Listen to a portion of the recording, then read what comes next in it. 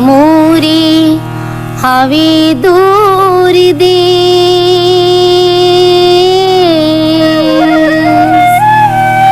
मिया मोरी हवे दूर देश, लिखी लिख भेजो संदेश,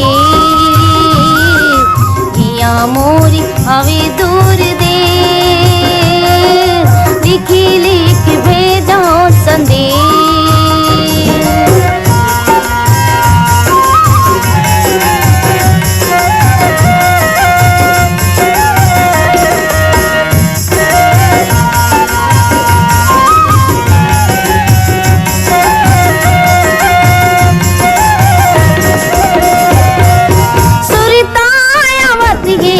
पन के ठिठोली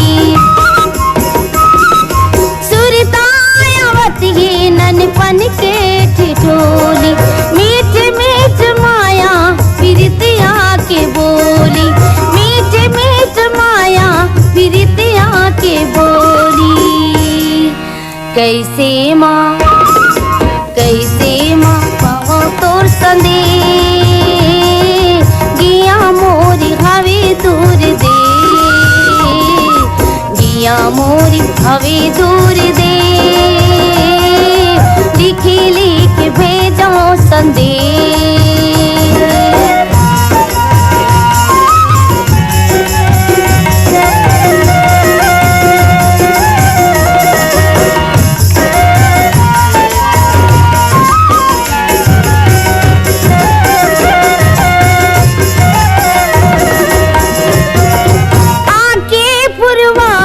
तुर सुरता करावे,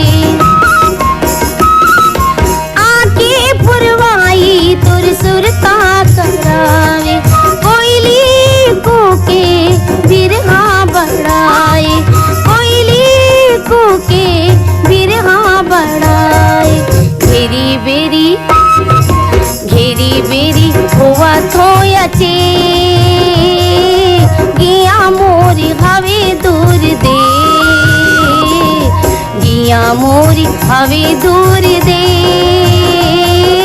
लिखी लिख भेजो संदेश।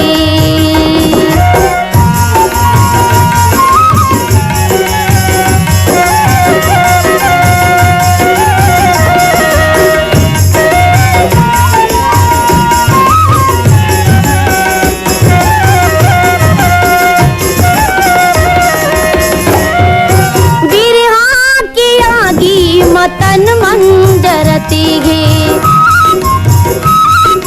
बिरहा की आगी मतन मंजरती है, आखिल दोनों आंसू जरती है, आखिल दोनों आंसू जरती है। छत्तीसगढ़ी आंचलिक गीतों का फरमाइशी कार्यक्रम लोक सुर का आज का सफर यहीं तक। इस कार्यक्रम से अनुमति दीजिए रेणुका काले को। रात 9 बजे आपकी सेवा में फिर हाजिर होंगे लेकर कार्यक्रम सबरंग।